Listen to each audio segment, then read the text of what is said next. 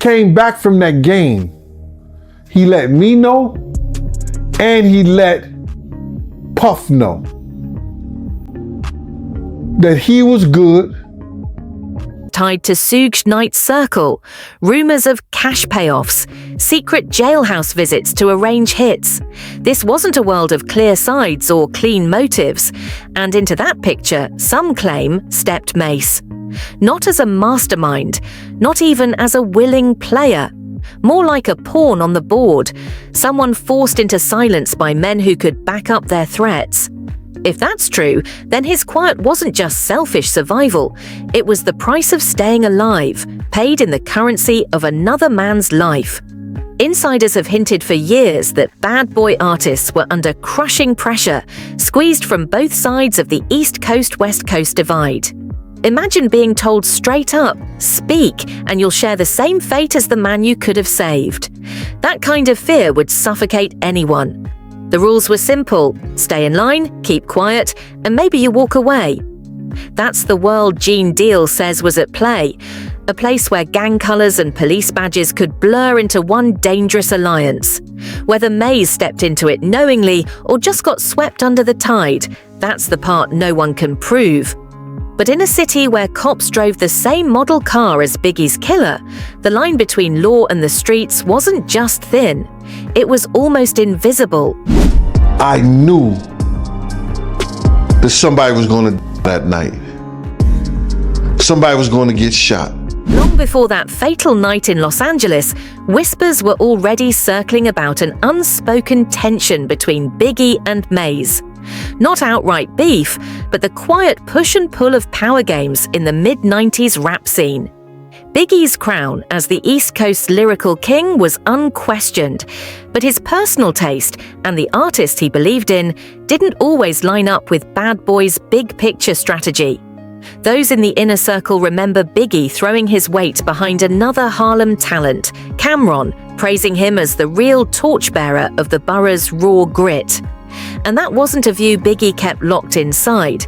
In a camp as cutthroat as Bad Boy, even a hint of favoritism carried weight. And it didn't go unnoticed. Nah, because, last time I saw him, his eyes were still open. He was just looking up. Just looking like. Long before that fatal night in Los Angeles, whispers were already circling about an unspoken tension between Biggie and Mase.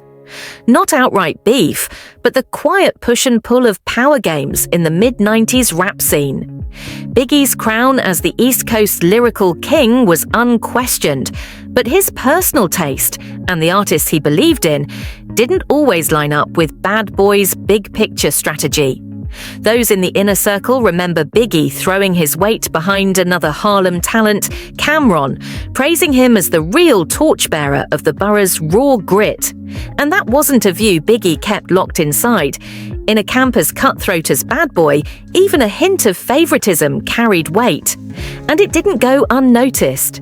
Believe it or not, my son was my best friend. I miss him a lot. This layer adds a psychological edge to Gene Deal's claims. If Mase already felt overshadowed, the idea that Biggie's spot could suddenly open might have hit him differently than anyone else in the camp. Was his silence that night shaped by ambition? The unspoken urge to finally step into a space Biggie's presence had always kept locked? That shifts the story from security to desire, and desire has destroyed more partnerships than gunfire ever could. Even the public, if they looked close enough, might have caught flashes of this tension. Old interviews, magazine spreads, moments where Biggie's praise seemed directed elsewhere, or where Mase's smile in group photos looked more guarded than genuine. In hip-hop, perception is power, and when the perception is that someone else is the true heir, every interaction becomes theatre. One eye on the cameras, the other fixed on the throne. But my whole thing is, my way of thinking is why I have Biggie even in LA. After Tupac, you had him in parks. All of this played out against the backdrop of a label still trying to steady itself after the wildfire success of Biggie's debut.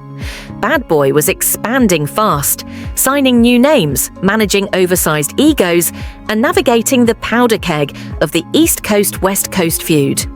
In that atmosphere, even the smallest internal rivalry got magnified. For Mase, every milestone Biggie hit, every deal he locked down, wasn't just a win for the camp. It was a reminder of the distance between them, a distance so wide only a twist of fate could ever close it. Because she was, I think, understanding clearly what had happened, and I think she was starting to see that other people were responsible than who she previously had believed. When you place that history against the events of March 1997, the picture sharpens and grows more tangled. The silence around Biggie wasn't floating in isolation. It lived in a world of bruised pride, hidden ambition, and the quiet sting of favoritism already brewing inside the camp. Did that cocktail of tension influence the choices Mase did or didn't make? We may never have a clear answer, but the possibility adds another jagged piece to the puzzle, a piece that suggests this was never just about one night, but years of rivalry simmering, waiting for the right spark to explode into something far heavier. Coercion and complicity leave different scars, and scars are what history can trace. In the years since, Mase has moved with the confidence of a man determined to keep the past on a leash. But the cracks are there. His version of events shifts. He leans hard into certain details, the 70 Bloods outside his hotel, the fear of being stranded in LA, while other pieces slip from the timeline. It's a familiar pattern with public figures carrying a weight they'd rather not expose. Speak just enough to stay part of the conversation, but never enough to reveal the piece that matters most. But I used to be hurt because I knew the people that she had around her was Puff Boys.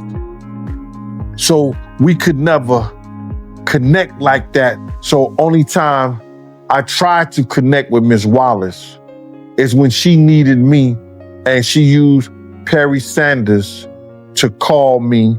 The haunting side of this story refuses to disappear. We've seen him crack jokes about the past on podcasts, only to turn somber the moment Biggie's name surfaces. We've watched him dismiss old grudges while slipping in quiet jabs at anyone who dares question his role. And still, those who were there swear he hasn't slept soundly in decades. If the mind replays what the lips won't admit, then maybe the nightmares people whisper about are his true confession. Visions of the man he never warned, the man holding the very spot on the label just ahead of his own. That isn't the kind of weight you shake off with a rebrand or erase with a nostalgia tour. And when you step back, his piece of the puzzle looks less like an isolated mystery and more like one shard in a much larger, shadowed design. Biggie's murder remains unsolved, but the echoes of Tupac's case are impossible to ignore. Two towering figures taken down in calculated ambushes, both under the glare of high-profile events, both followed by investigations that cooled just as the truth seemed within reach. Layer on the whispers of orders carried out from prison cells, the names with badges tied to backroom deals, and the fact that some of these same figures moved in and out of Bad Boy's orbit. And what you're left staring at is a conspiracy web with more moving parts than anyone dares say out loud. My whole thing is, Big got, because he wasn't supposed to be in LA. That's just my opinion. But it was probably some gang shit, right? And here's where the question cuts deepest. If Mase really did withhold the warning about Biggie, why? Was it self-preservation, silent obedience to someone else's orders, or the fear that speaking up would have painted the target on his own back? The way the timelines twist and the testimonies shift, we may never get a straight answer. But if his silence is tied to law enforcement corruption and West Coast rivalries, then it carries a weight far heavier than a personal feud. It stops being about artists and becomes something closer to a calculated operation, one that didn't end on Wilshire Boulevard outside the Peterson Automotive Museum. And that's the real danger. If even part of Gene Deal's version holds true, then Mase wasn't just making a choice for himself.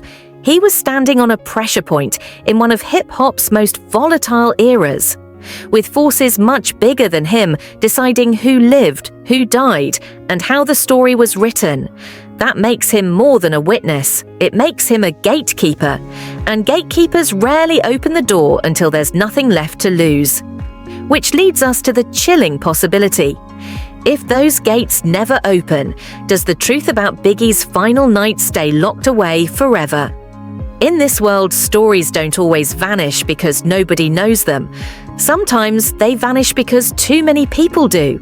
And if Mase is holding even a single missing piece, then every podcast, every interview, every quiet night alone becomes a ticking clock. So we'll leave it to you. If these claims are true, Mase isn't just a bystander. He could be the key to unlocking one of music's greatest mysteries. The only question is, will the truth ever surface, or will it be buried with those who guard it?